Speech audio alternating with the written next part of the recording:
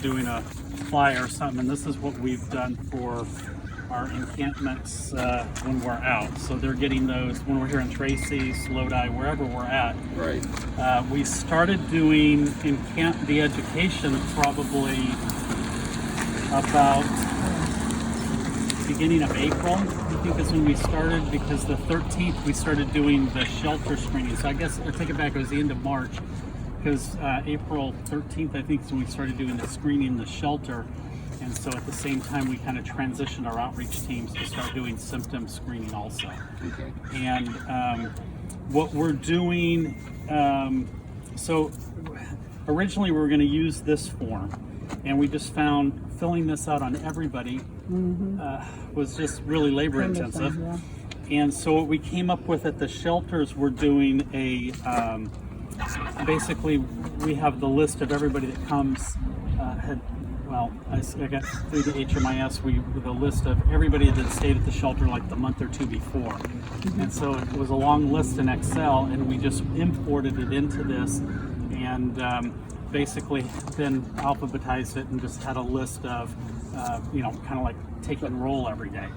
And so when we talked about for the showers, you guys already have the list of kind of your regulars. And if you put the information in, we set it up with last and then first name, their date of birth. The reason this says 120 on here is because it automatically calculates their age when you put in their birth date. Oh, Okay. I was wondering what that meant. Yeah, and so there's a formula in Excel that does that. So that way we were able to identify all those people over 65 without having to look at birth dates and do any calculating.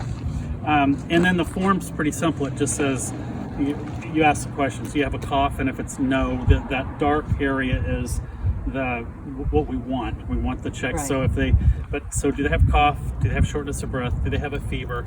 And then we take their temperature and record the temperatures there. And what's been nice is I have a formula in the header for the day. So every day we're doing this, we just print this, and it has today's date on it then. Okay. And so we have a new list for every day we do it, and anybody coming in, their names are already listed, so we just go down and check them off. And if people don't come in, that's fine, but it was much easier than writing everybody's name down and recording the information. So when we're doing the outreach, whatever that is, we would handwrite it in, but then I would have either Georgianne or Melinda put it on the Excel. Have we gotten the Excel? I'll send it over. I think I was going to do that this morning, and then I got pulled to the shelter. Okay, so, that's fine. But we'll be getting that. So. Oh, you do have? Okay, I couldn't remember if I sent it or not. I think we These have days, this. who knows what I did. I've seen it. So then what we've been doing is anybody that has a yes, and so what you have to understand, a lot of the people we see have a cough because they smoke. Right. And so the question is your cough different than, they say, oh no, I have a cough, I always have a cough. It's like, okay, well that's nothing we're worried about.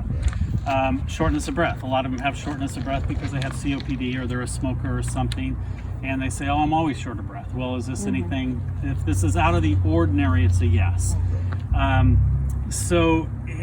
What I wanted to do with our screening team is take the decision making away from them. It's like if somebody has a cough and you're not sure, is this one I should worry about, they can just call. Right. Okay. If somebody has a fever, so we're using infrared thermometers, notoriously inaccurate. Okay. People have a beanie on and they pull their head up, and we take it there 99.8 for a temperature. Well, do we worry about that? So what's the most accurate? Well, and what I would be encouraging you to do is get an infrared. And although I'm saying it's inaccurate, if they have a fever, it's picking those up. And what we're saying, a fever is over 100. Right. Okay. But what we've been doing at the shelter is, and on our shelter screenings, is we'll do an infrared, and somebody has 99 point, or the other day I had somebody 102.3. Well, okay, that sounds like that would be a concern. Did an oral temperature and they were 102.5. Okay, this is a concern. So we make a phone call. But we've also had ones 100 and something, and then we take an oral temperature and they're 98.6, and it's just because they had the beanie on or something. How long is it? because you know we're talking about coming into the summer months, so we're not going to be wearing beanies. No. But even with the summer months, your People wear body baseball temperatures- hats and Yeah. and the infrared thermometers read the surface temperature of your skin. So that's the other thing. We've had guys come back from their shower and their head's moist and their hair's wet and their forehead's now cool, and you do it and they've got a 94.5 temperature. Well, if we do an oral, they're 98.7 or something, you know. But so because it's reading the surface temperature, if it's cool, you know, or they're standing out in the wind, you do their temperature, it's going to be low. But again, what we found is those that sorry, I keep having creep. My mask creeps. But what we're finding is the infrareds, when they're high, they seem to pick that up for us, and that's our big concern. What we do is we have then an oral thermometer that we take only oral temperatures on those that are over 100, just to verify. And so if we have somebody like the 102.3 and you do an oral, you know, if you have access to an oral thermometer and you can do an oral, and it came back 98.6, and I'm not really worried. I wouldn't be worried. And how do you clean that? Well, again, most oral thermometers have covers that flip over them, so you don't know those little. Disposable. They have plastic covers you put in, or they have a little sheet you can put disposable. We on. gotta buy those. Disposable. Yeah. So I think the reason we preferred that was only because I didn't want. There are the temporal ones, but you have to then touch the skin, and same thing. You then have to clean after every use. And the infrared, you get within an inch or so of the forehead and can take the temperature. But the only ones we have been verifying would be those with over 100, and we'll do an oral and make that decision. If the oral's still over 100, then we'll automatically call it, if that makes sense. So basically this form then, the form we had worked on and created is really only for those with symptoms or a temperature or something that makes us make a phone call. Oh, I see. So I see. That's when you would use those. That's forms. when we use it. Okay. Okay, so that saved us from filling these out and then having a stack of papers we're trying to figure out. We basically then just have a list with names Right. and that we did everybody.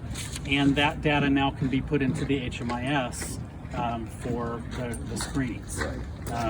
And on the form itself, it's a half sheet, so this would get cut. Okay. And it's same right at the top. Do you have a cough or you feel feverish, shortness of breath? So the same questions, and then what their temperature is and what the date, and then we just put their name and date of birth. I see.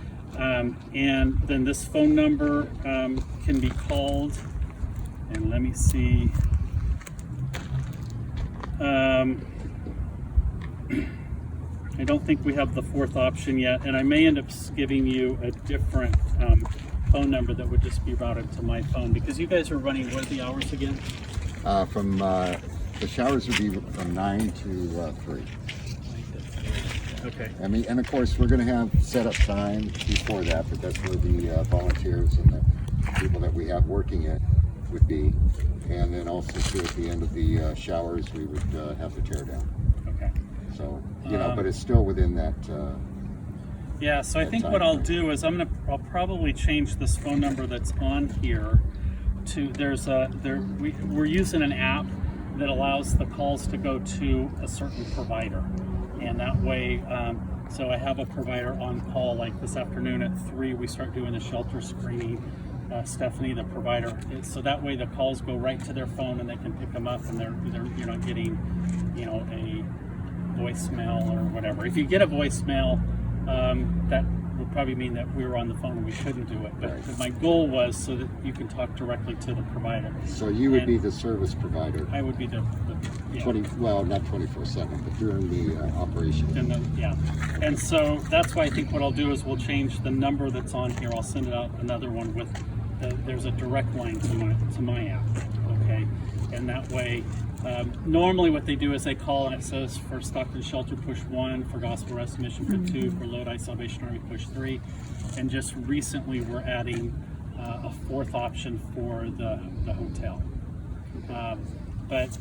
And I'm just trying to think if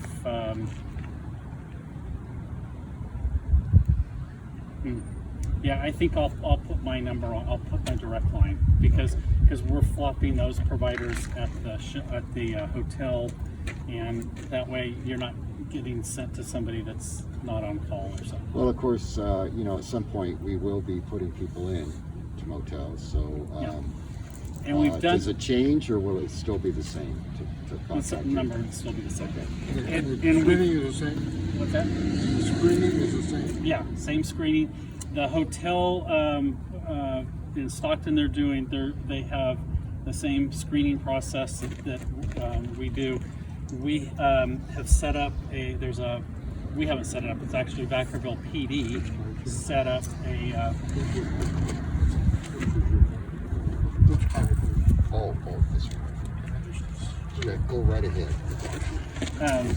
Sorry. So with Vacaville PD, they got some of the funding, kind of like has come to San Joaquin County, and they have a 10-unit hotel that they're using, and that was just started this week. So one of our providers in Vacaville was given she's using the same paperwork, the Ring app, the same phone system and all that.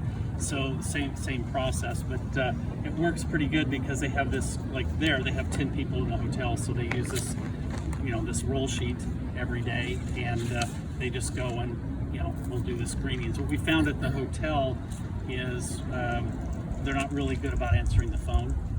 A lot of times they're standing outside having a cigarette, or even if they're in their room, a lot of them have been in the shelter. Well, the phones ring in the shelter all the time, but they don't answer the phone. That's, so it's kind of changing a culture or mentality. It's like, why would somebody be calling me on this phone, right? So and of course, with the clientele that we have, it's designed to be shelter in place. Right. But we know that it's not a prison. The only time they'll be sheltered in place is when they're eating or when they're going to bed at night.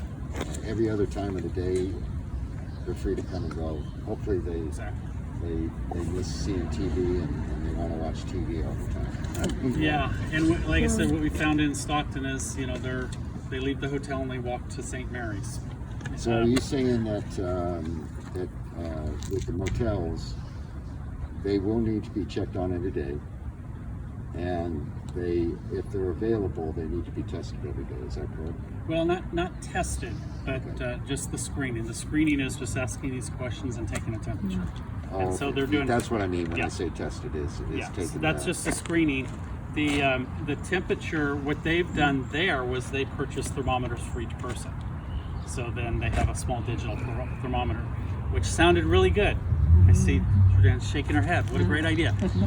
Most of them can't read the numbers on, or they don't know how to take their own temperature, and so it's almost like, so they're kind of going around. You're also getting very close with that too. What's that? You're getting very close. No, it was, so each of the clients were given their own thermometer, so they could call them and they could take their temperature, but they don't know how to take their own temperature, or they can't read the little writing on the digital readout.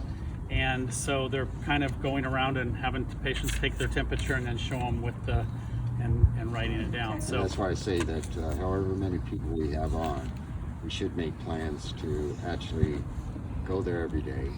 We're going to be doing that anyway as far as providing meals. Right. So we could probably do that at the same time. Yeah, and the other reason they're doing it is they have a list. We might be able to acquire that for you, but they have an agreement they're signing, but part of the agreement is that there's a daily room check, and it's not real extensive or anything, but they're at least looking in the room, making sure nothing looks like it's been torn up or destroyed or whatever. And so, but they don't, it's not like a room inspection, but there are not a lot of alcohol or drugs on the property.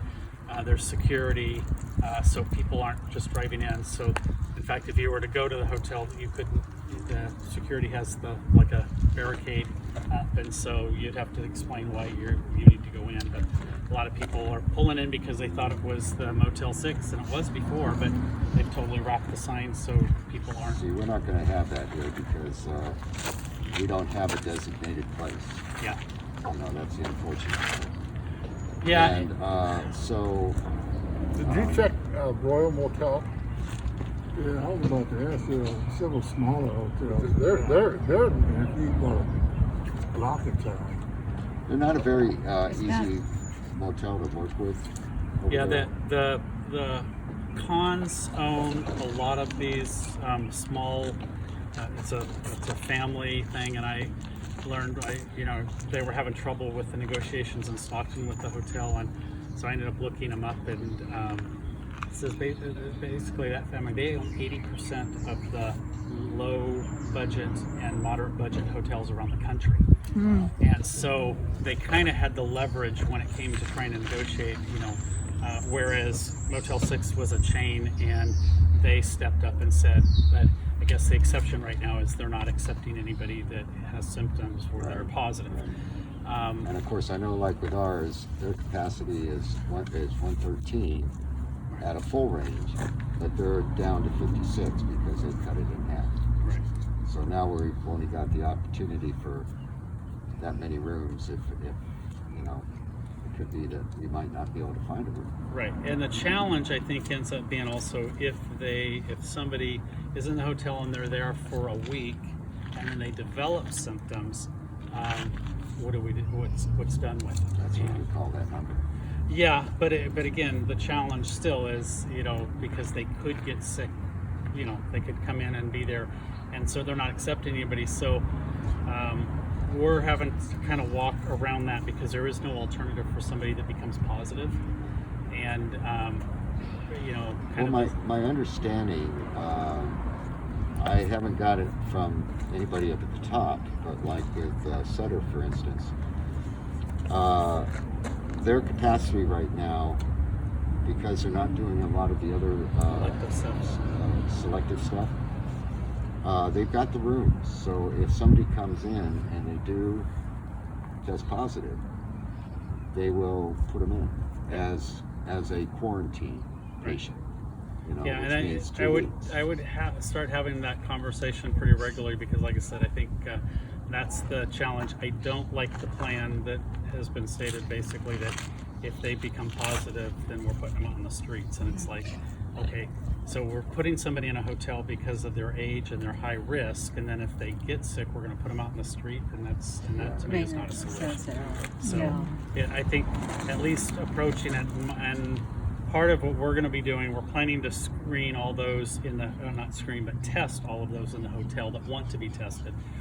But I think at this point, our plan will be that, if we do end up with a positive, to not disclose, to risk them being put out. It still gets reported to public health, but, again, I just have that concern that here's somebody 70 years old that's high risk, and now they start having some symptoms and we test them and they're positive, and we're going to put them out in the street and put everybody else at risk. And it just, when they're already contained in a hotel and they've been there for a couple of weeks. So I guess it's up to us that we have a policy procedures that we give any client that we put in at the motels, and it's like A to Z or whatever. Okay, you don't do this, you don't do that, you don't do this, and if you do it, you're out of it. And I guess we could follow the same guidelines when it comes to the people that we're going to be putting in, because if we run across a situation where we go there and they're never there, it's like, okay. What's the reason for us putting them in there? We have that one case right now out of the 35 rooms that are taken right now. One case of every time they've tried to do a room check, or they've gone at different times trying to, and the person's not there, and it's like, well, are they even? We're paying for a room that this person isn't even using. Because they don't even can they?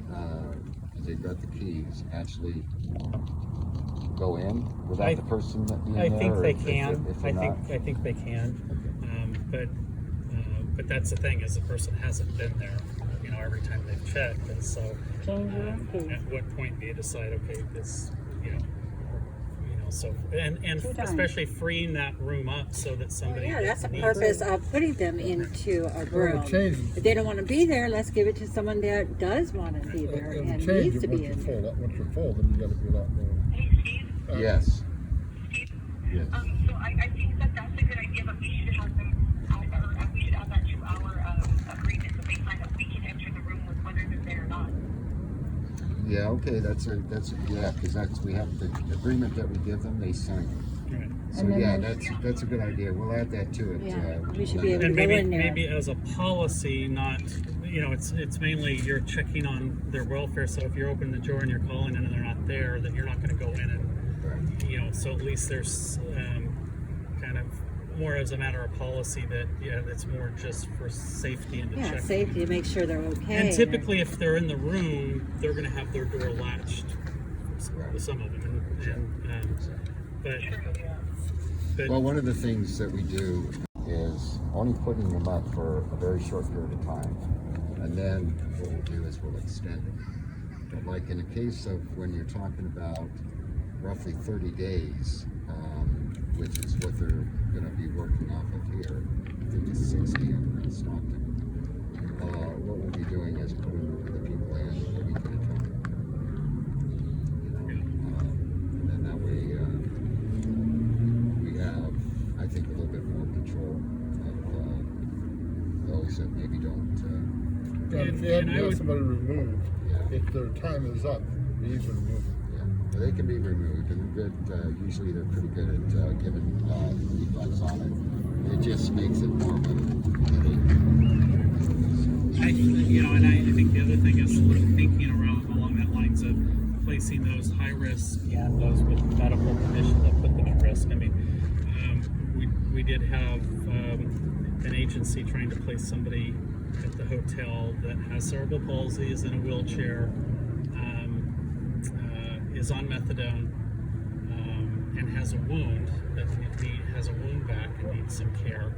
And it's like, but they were having trouble finding home health to come and take care of the wound. But when I looked at it, I said, but this person doesn't have any conditions that put them at greater risk for COVID. You know, they're not congestive heart failure. They don't have lung problems. You know, yes, they're in a wheelchair and they've got cerebral palsy, and you feel for this person, and that age was 37. You know, but that's not the high risk for this. And when you look at the data from California, first looking at San Joaquin's data, the deaths related to COVID right now in San Joaquin County, those that are 65 and over is 50%, and then I think it's 55 to 65 is another 50%. So they're all over 65 are the deaths. That's not how it looks nationally, but that was San Joaquin County. When I went and looked at the California data on deaths, for COVID, it's 70% or more are 65 and over. You know, and so I think when you're looking at homeless that have a lot of them have multiple medical problems. You know, those that are going to be highest risk are those, you know, over.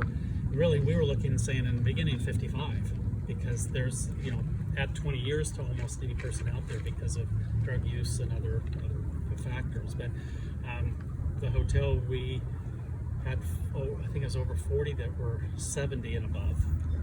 And when we figured at 65 and above, we had 145, we had 76 rooms. So it's like, okay, so we need to change. Well, I've been high risk since I was 8 years old. I was a young diabetic, and so I could have been 30 years old, and I would still be high risk because of my. So what we did, and it was a kind of the ethics class for some people that set in on this, but it was we created a matrix with diagnosis, and then what we did was if they were 70 and over, they got a point. If they were 65 and over, they got a point. If they were 55 and over, they got a point. So somebody at 70 automatically gets 3 points. But then they have hypertension, that's a point. Diabetes is a point. So, and then we rank them. You know, so those that were 70 and over were really, the focus is to get them as kind of out of harm's way.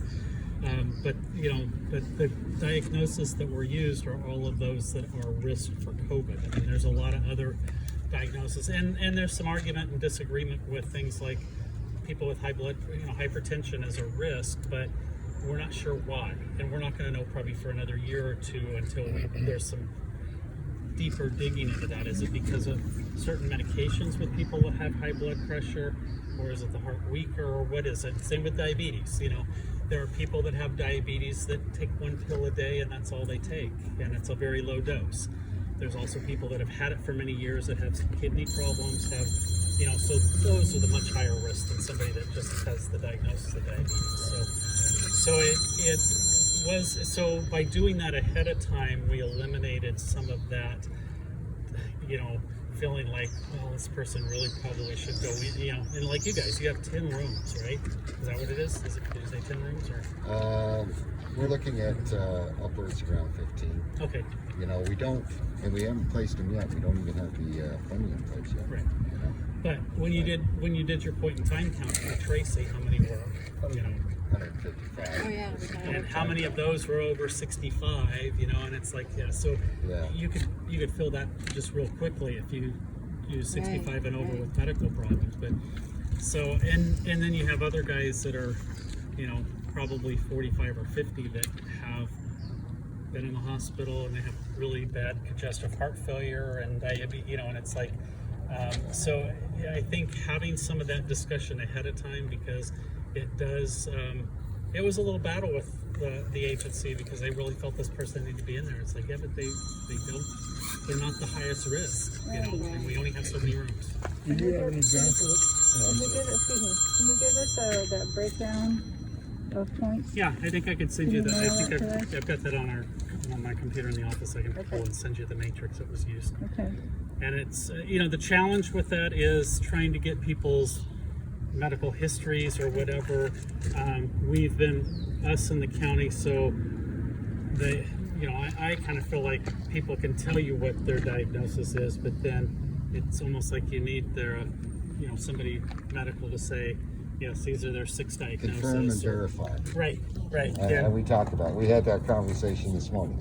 And and that's where I think you need to be more diligent because there are a lot of people, I believe, that take advantage of the system. But there's a lot of people that also don't, that kind of get fall through the cracks because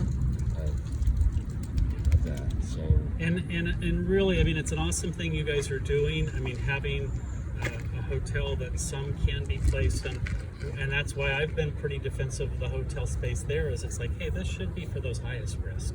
And the other thing that we didn't anticipate is that those hotel rooms came online the week before, so not last week, it was like Thursday, we started placing people the week before last. So, but that was right after the first. Everybody that had money coming in got checks. And on top of that, they also got those that are getting a monthly check like that, got a stimulus check with another $1,200. Well, they're nowhere around the shelters right now. They're on this list, but it's like, can't find them. They're out spending the money. You'll find them when it's all spent. They run out. So we're trying to add people into it, but again, the challenge is that some of those 70-year-olds are probably going to be coming back. I mean, the oldest guy we have at the hotel is 91. Wow. But he was homeless? And he's staying in the shelter. He pretty much stays in their day room during the day, and then stays in the shelter at night and back to the day room. So he's not, if you saw him, he's not your typical homeless guy, but he's homeless. He has no housing that he can. So, and I look at a guy like that and say, come on, we should be able to do better by a guy like this. And when we did this last point in time count, I think I shared the last time we talked, 30% of the people we did in the point in time count, 30% have a monthly income. So, the hardest thing of getting somebody placed in housing is if they don't have an income, it's hard, but if they have some type of income, then that's the easiest person to place. But of course, the biggest thing with that is affordable.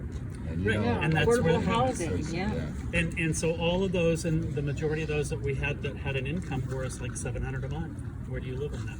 And that's why they're out there. And that's why I say affordable housing for the low-income population is 35% of your income. Yes.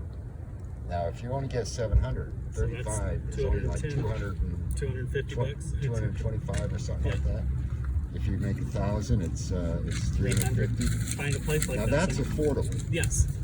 But what they call affordable is not affordable. Yeah, you gotta make 3 times the rent. You know, I work with people every day, and that's the issue. No affordable housing, especially here in Tracy. They don't want to move out. They grew, you know, most of them lived here all their lives. It's like, Yeah. there's no affordable housing around here. So that's obviously, and I think that's the. I try to remain optimistic about this. I think the positive thing about some of this going on right now is it's really making us look at what we do and how can we do it different. Just like We what do it better, yeah, how can we do it better? One of the things I'll share that we're working on is we received a grant. We applied for funding and we're funded for it for telemedicine. And so what I'm looking at doing is placing it would be actually a computer, a unit to be able to take a person's blood pressure and temperature and all of that, and placing it at most of the outreach sites. Probably won't place it here because this is we're only here Monday and they only have the dinner Monday, so we're looking at someplace like, you know, maybe with you guys or Tracy Interfaith or something like that to place that so that people would have access, the homeless would have access to health care. That'd be Or if great. we have an Yeah. outpatient center. We talked about that. We've been I talking mean, just about like they have that. at Walgreens, they have blood pressure. You can go in there and take your blood pressure. This Yeah. way, you know, a lot of people don't go see a doctor. So- And this way, if we have it in our office or a place somewhere, they can check the blood pressure. Yeah, when I'm in, The we're at Stockton Shelter every Tuesday afternoon normally. But what we're doing right now is we're there every morning from 8 to 10. But once we are able to place this technology there, they actually would have access to healthcare 40 hours a week there. And then we just have to work out some of the details of, how do they call in, how do they connect, because, and I've said this a lot, I'm in Manteca, we do outreach down there, same as here. You guys know when we're here on Monday, there's a lot of days that maybe I see nobody. Yeah. But if there was somebody in Lodi or Stockton Shelter that came in, they could do a telehealth visit with me and I could treat them. Same as, I'm only here Monday, but if I was in Tracy, if I was in Manteca on Thursday or Lodi on Friday and you had somebody here, we could treat them. So it just creates more access. So All right. Are you close to getting the funding for this? we got the funding. Oh, So now we're working on the technology part of it. And obviously we're not moving as fast with that because we have all this other stuff that is heaped on our plate right now. So but so that's coming. So that's something that we'll talk about for here as far as trying to add some support medically, that it would be more than just Monday afternoons down here if we can do something with it. But I just want to encourage you guys. I think what you're doing is awesome. It's been, I don't know, it seems like a year ago that I came and talked to you about wearing masks. Yeah. Really? And the point of it wasn't, right? It was, what was that, Oh, March? gotcha. It feels like a year ago. Yeah. So much has happened, but I think, and we've all already learned a lot. I'm happy you guys are getting the showers back up and running.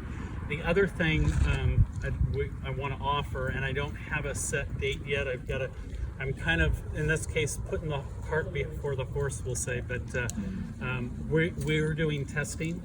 And so what I want to be able to offer down here is possibly doing, for any of those people coming in that want to get a test for COVID-19, that we'd be able to test them maybe on a Monday and come back on Friday and give them the results.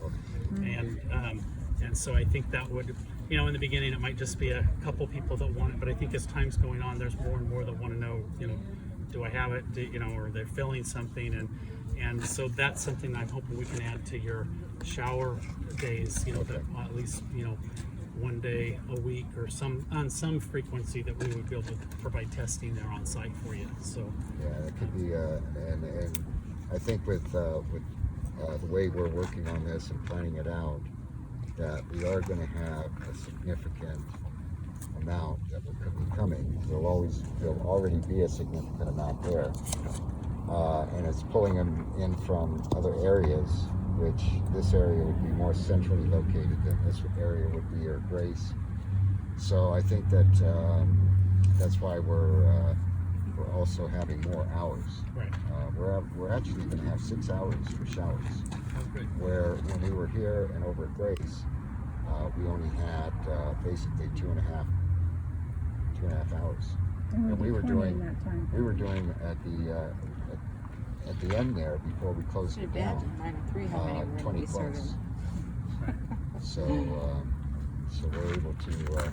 Yeah, I think if you were there, you know, the need's definitely there. So I think the other thing we're feeling a lot of is, you know, with restaurants closed, all of this, so the normal resources they've had as far as going to the bathroom, cleaning up a little, or doing any of that are pretty much gone. There's nothing out there for them now. Yeah. You know. Well, they do have the restrooms. Yeah, they got the porta potties and got the the hand porta washing potties, at the right. El Pescadero They- Park and other locations where they, and camping. Yeah. And I think So- that was kind of a nice break that they finally decided to Yeah, do that. finally. They did it here. They've done a few in Stockton and stuff, but it was kind of essential. But there's been a need for that for a while anyway, just even from the standpoint of preventing hepatitis, you know, hepatitis A outbreak or something, you know. And there was talk about having hand washing in bathrooms, but nobody ever wanted to put the money out for it, kind of. I think is what it was. Well, they've got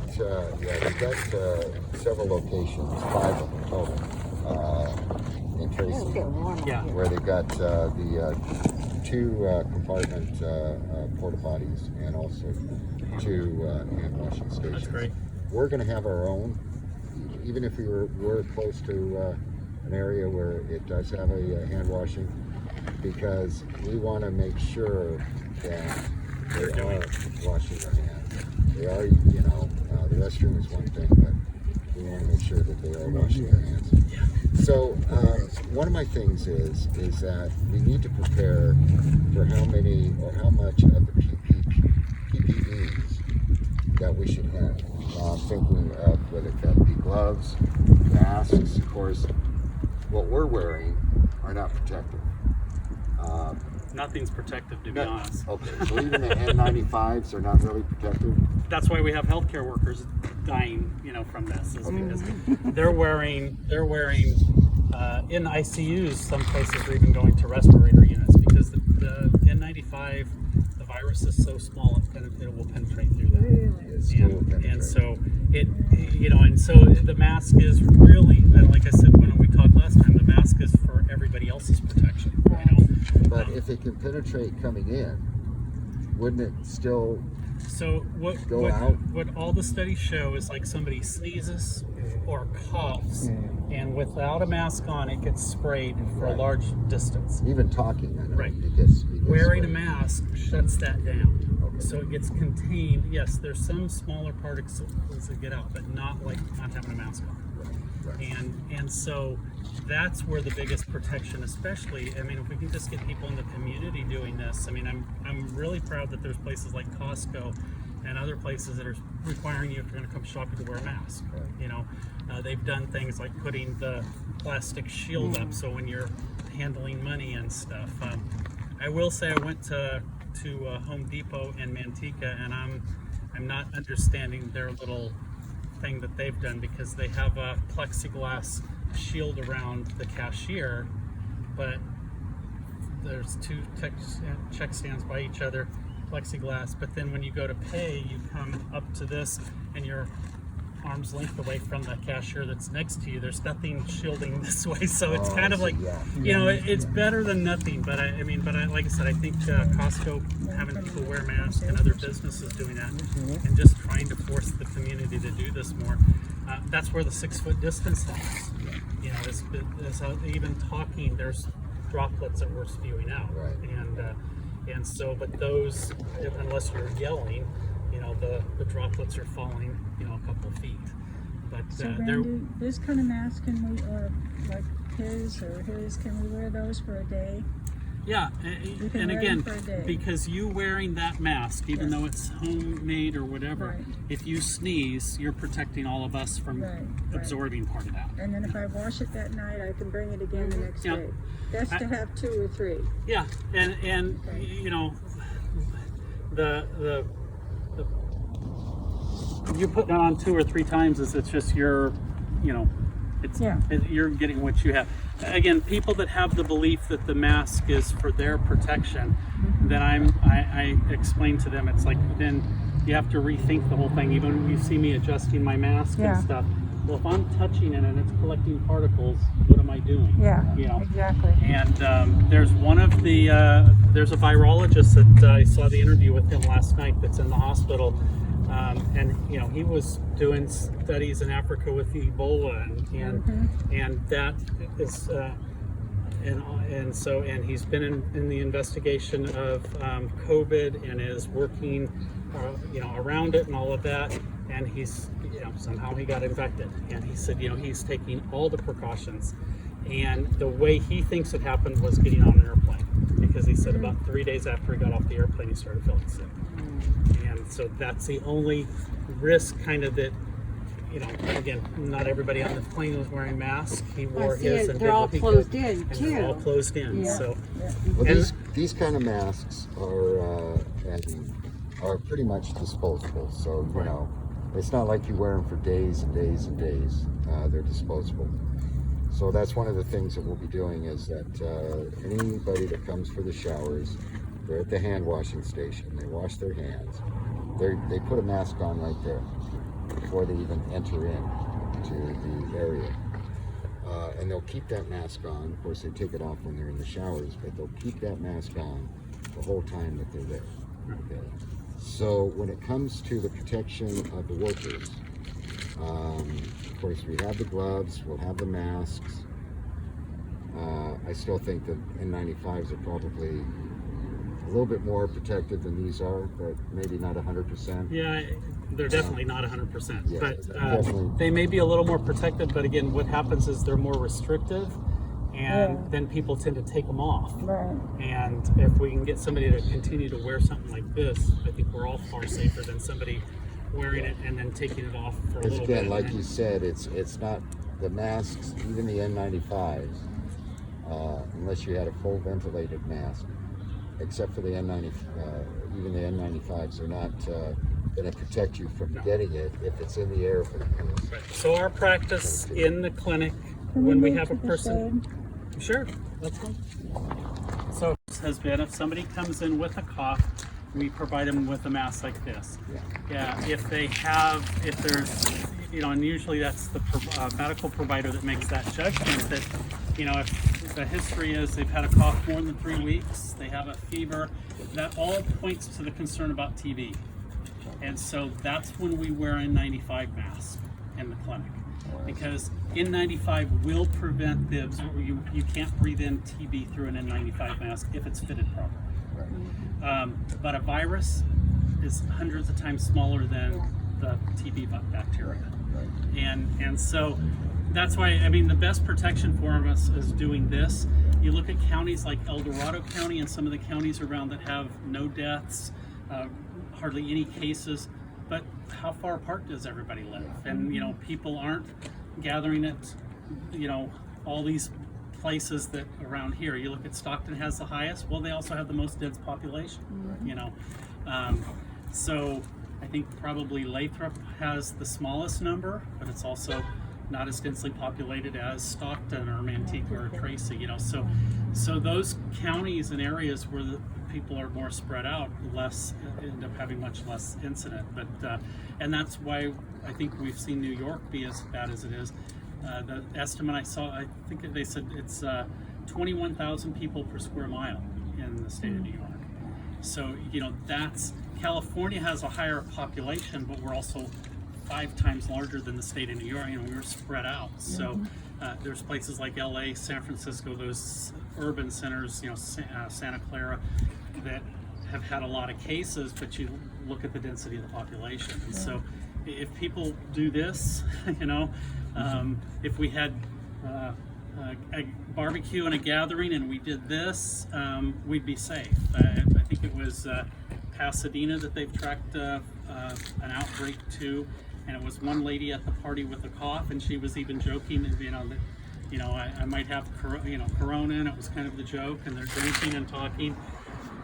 The following week, yes, she's got corona, and I think there's like 6 or 8 other guests at the party that also got corona, you know. So so if they had all been wearing masks, probably, you know, we wouldn't have seen any of them getting it, you know, especially if she had a mask on. That was one of the virologists said that, or the public health official down in LA County was saying, just if that one person had the mask on, she probably would have prevented the majority of all those people from getting it. But so what they've done is they've traced and they're trying to quarantine and do all that stuff. And so, you know, I So don't. I guess the question that I was asking, and I think I got it answered, that when it comes to the workers, it really doesn't make any difference which mask we have. These are obviously the more comfortable. Right. And more yeah, cost effective. And the more cost effective. Yeah. Yeah, the N95s are expensive. Just one second, Melinda.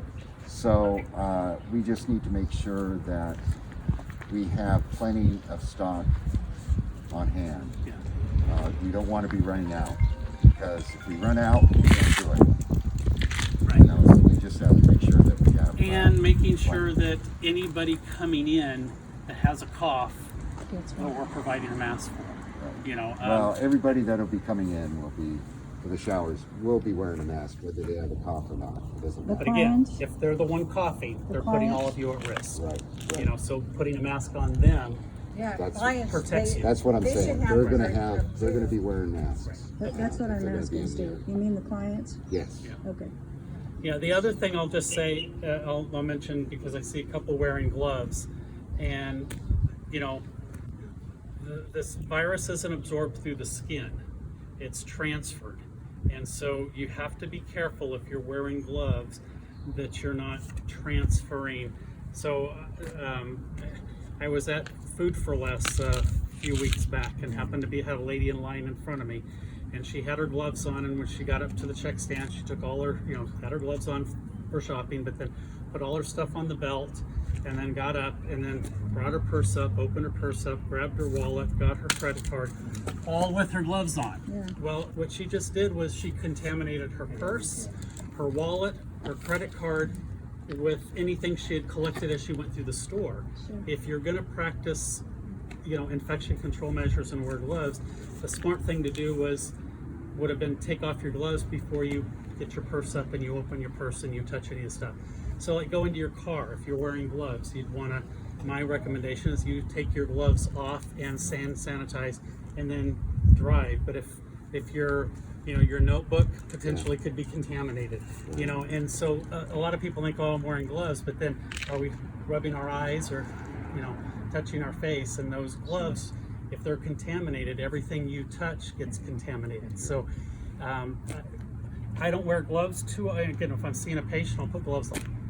But as a rule, I don't, because I'm much more conscious of Washing. re-sanitizing my hand versus when I have gloves on. I don't always think about doing hand sanitizer when I have gloves. So, not Keep that you that in should. the car. I have a little bottle of hand sanitizer. Always put it on every time I go anywhere. So if you, so the county OES just announced that they have hand sanitizer that was donated. I've already made Okay, contact. Yeah. good.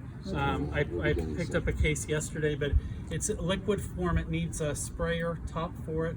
But again, you know, to have that available, and I think everybody that's doing this type of work should have something like that in their car. That they And it can- was made by Gallo. It's made by Gallo Winery. It's their vodka bottles. How big is it? Are they little They're ones? 750 ml bottles. Okay. Yeah. They're like a vodka bottle, plastic vodka bottle. Okay, so Melinda's got a question. Yes. Go ahead, Melinda. So I'm wondering if it comes to a point where we may be low on masks. Like I have a whole bunch of homemade masks. Is that something we can offer to the clients to wear, and then while they're at the showers, and then dump in with the dirty towels, be laundered with the towels? You know what I mean? I would think about just providing those. I think they're going to be much more likely to wear a cloth mask that could be cleaned or otherwise. I don't know if taking those and washing them, it depends. I'll let you guys make the decision as far as infection control wise. We will not be washing the towels, so we would have to, that'd be a whole nother operation. Yeah, because we're looking at getting a professional service to pick them up and wash them and whatever. If you Smart. add these, and you're talking color versus white, it'll be a whole nother problem. Yeah, but I would think if you even making a pitch for people to make masks for you guys. We've been making them all over the city. Yeah, and they're fairly easy to do, but I think that is probably going to be more likely that the homeless will wear them and reuse them versus these. I tend to see at the shelter that, I mean, I know I gave this guy a mask earlier. Where's your mask? And he'll pull it out of his pockets, all wadded up and dirty. You know, it's like, Yeah. Of course, my thinking is that having that protection at the site. If they want to take it with them and reuse it, that's fine. yeah. With the homeless, they don't do washing anyway, so even a mask like Pete or Wayne's. Yeah, you we're know. masking in the shelters anybody with some symptoms. And again, some people have a cough all the time, so we're giving them a mask and asking them to wear it when they're in the shelter. And so if you do that and you provide cloth mask or anything like that, I think you're doing a great service to our whole community. You So know? I have a question. Yeah, go ahead, Brad. So I wanted to know about the science. Like our showers are in an enclosed small room. We're going to be sending guys in there to clean. So what would be a best practice? I mean, is it just this? Is there a danger of stuff being in the air, or should there be a waiting period? Or? Well, if they're coughing, sneezing, stuff like that in there, yeah, there is going to be some that those particles will stay airborne for minutes. And I think the other thing you're doing is you're disinfecting anyway, so whatever you're using is going to kill this. This is not a really, as far as it's not a durable virus. It will survive on certain surfaces much longer than others, but most all disinfectants kill coronavirus. So it's not like a real resistant bacteria to bleach, or a 10% bleach solution kills almost everything.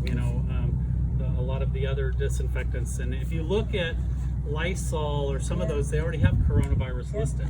It's been around. It's been around for a long time, but we've never dealt with it as an infectious agent like this. So would you? Oh, good. That's why I was it's not- gonna lead out of or what you were just saying, Wayne. So if we had spray cans, let's say of Lysol, so we go. Somebody comes out. Next thing is we go in, but before we go in, just spray Lysol inside the cabin. Close the door, wait for a couple minutes, and then go in. Yeah, I mean I something like think that. I think the Lysol presents an aerosol problem. We have a lot of people with respiratory things, and that's not going to go away real quickly. Well, no, I think because also- I think if because you when got Steve- when we're Steve- cleaning the showers, Steve, the doors Steve. open. I know. Okay. If I could finish, Okay. those big jars of whatever of alcohol, I think if you sprayed that quickly, you would be more effective because that kills the outer Okay. cell. Yeah, And then you can go and wash with whatever you want The to. hand sanitizer that is being distributed, that's Yeah. 80% alcohol, but it also has glycerol, hydrogen peroxide, and one other item in it. So, and that, if it was aerosolized, might, again, like you're saying, but again, this But you'd isn't. only have to do it in those cases where you're a suspect of a person, right? Yeah, Otherwise, we can continue with what we've done, even though I bought a quaternary, an ethanol product, and I've also bought one that you have. yeah. I think opening the door, and most of that's probably going to dissipate out, especially if there's a breeze or Yeah, anything. so the reason for me asking these questions is I got a series of them. And so that we have a protocol, right? Right. And like when I work for the labor union, if something happens to somebody, you want to know if they have a policy and if the policy is followed. Right. So I'm trying to take into I account think that's smart. for what's happening Yeah. there. And then, do we have a central place for buying like PPEs where we might have language has the county and the public health has it? No, like I said, the hand sanitizers popped up. We are seeing some movement as far as masks being more available, and I think those will probably come again through county OES because the state has purchased a lot OES, and pushing, and so. But yeah, I think it's county OES that will have. That's how the hand sanitizer just got distributed. Okay, and then the referral protocol, like after screening, like most of the guidance from the state, that stuff reads like you have a direct line to, you know, to a person, and they have a direct line to public health. And what are you doing now? So for us, the direct line with us is with the medical provider to help make that medical decision of what do you do with this person. You know, again, if Tracy has some practice with somebody that, you know, the hospital is saying yes, if they're suspected or there's a concern that they would do something, then yeah, we'd probably be directing them to the hospital. But we have to be really careful with that. You have to know that that's in place and where you send them, because even testing wise right now, you know, most of the place you have to call ahead and you have to answer certain questions.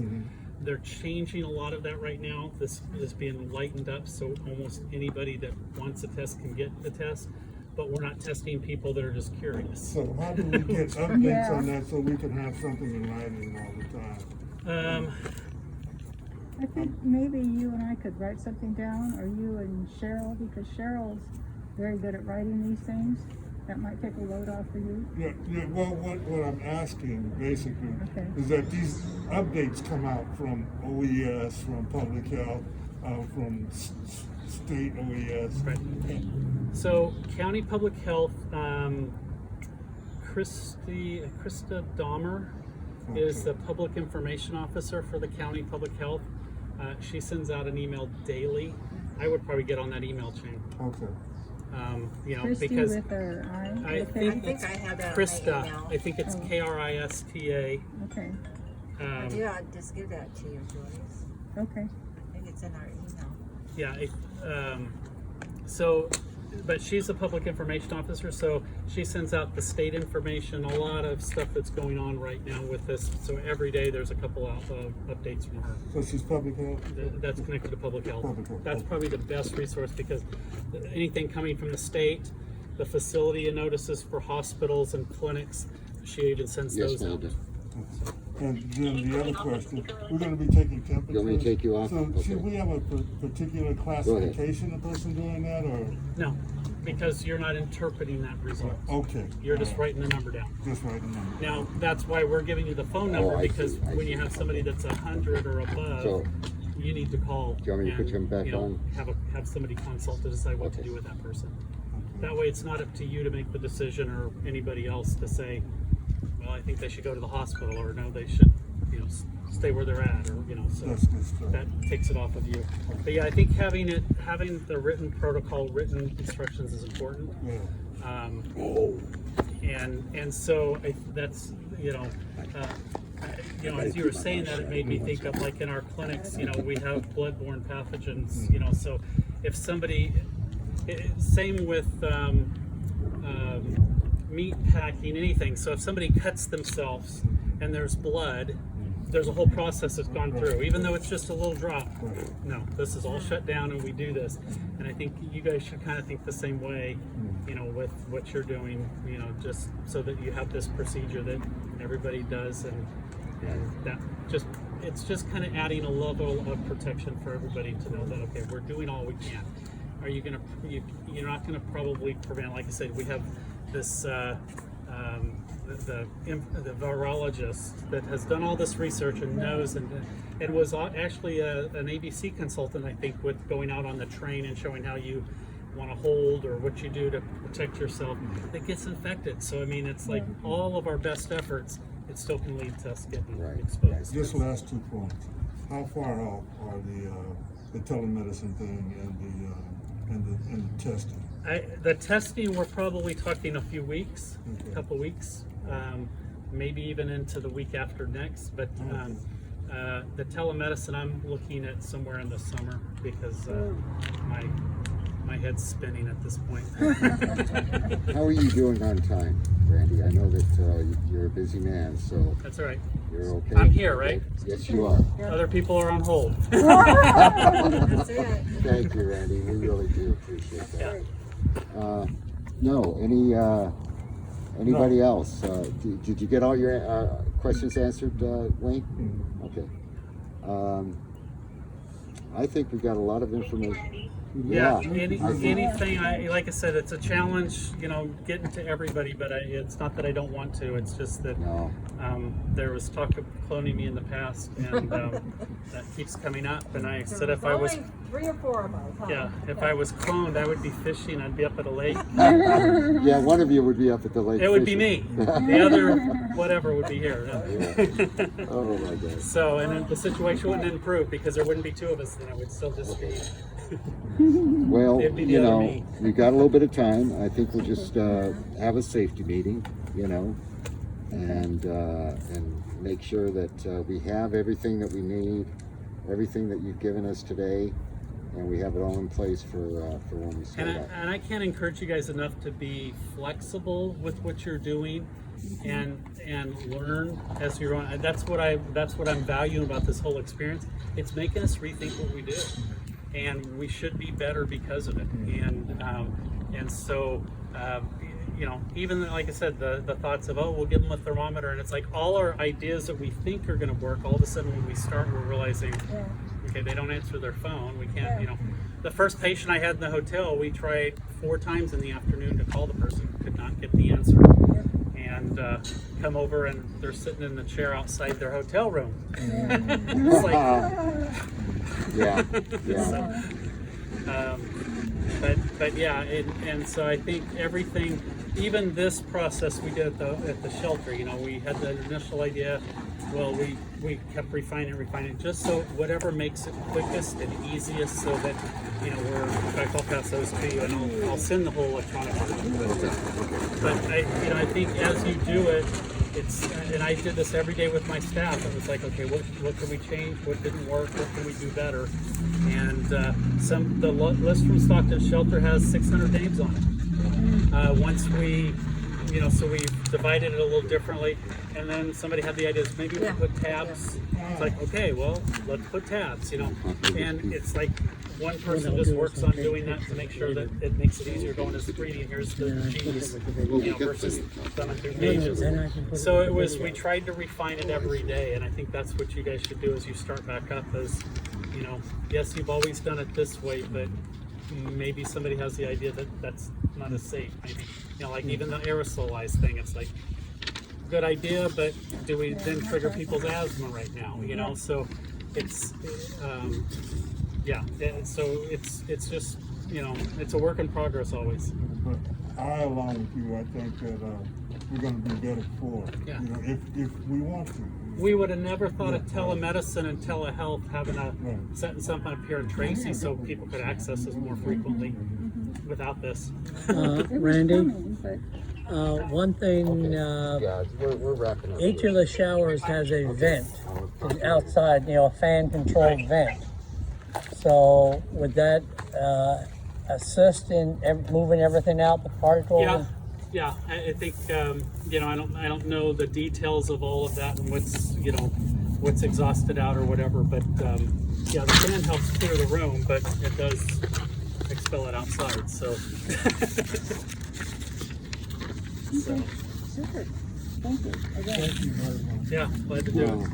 Yes. Yeah, that might be something you think about just off the top of my head, thinking about that right now.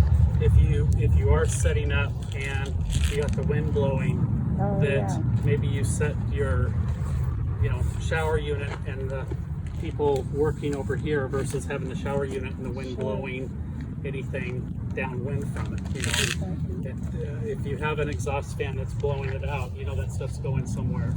And the problem with this is we can't see these particles. Yeah. So, but I think it's anything like that if somebody has, and I think it's everybody also remaining kind of flexible about this and tolerant of each other, because I think there's each of us see things differently, and so just even thinking of that idea of, well, where's the stuff from the exhaust going, and could we reposition how we're just setting things up just today because the wind's going this way, let's change it around, so, but it's all good thoughts. So Okie doke. Thank you. nice job. Well, thank Nice you job here, what everyone you guys are doing. That's for awesome. being here.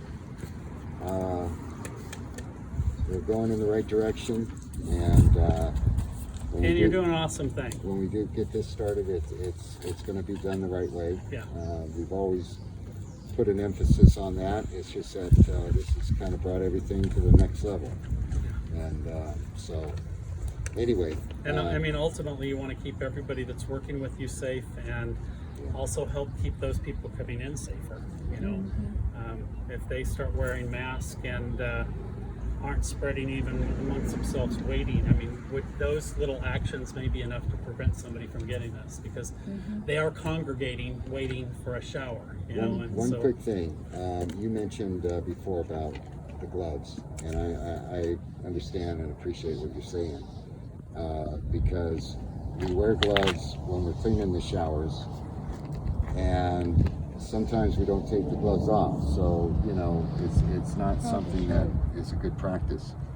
So is it something where it's okay to clean the showers, just make sure that when you're finished we would have plenty of hand sanitizer, just to use that to wash your hands with? yeah, I mean, I would say doing that if you don't have the gloves, the quantity of gloves. Otherwise, I'd say no. You I mean, still I- go with the gloves, but when you finish Yeah. with them, you take them off like this, Right.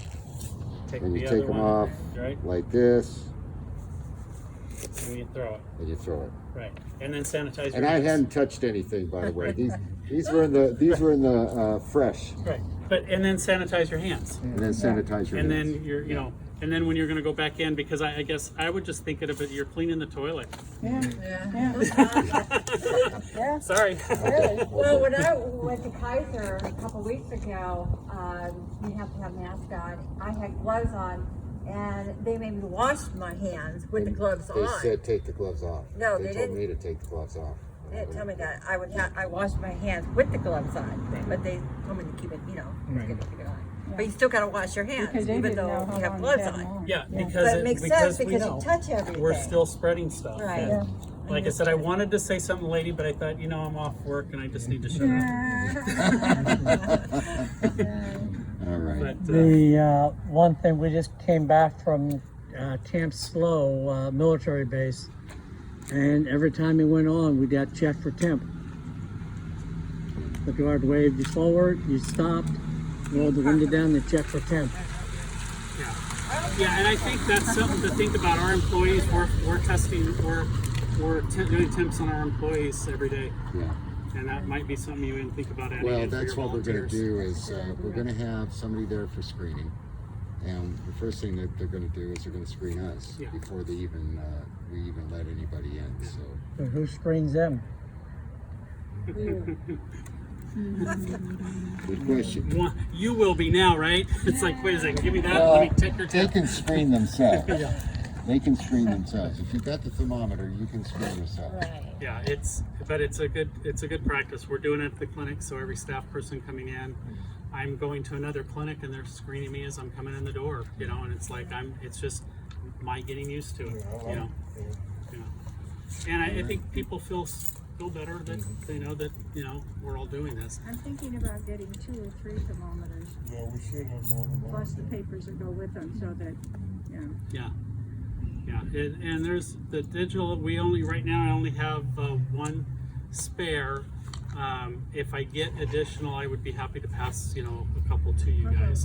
And like I said, the infrared, notoriously not as accurate as we'd like, but How do you charge it?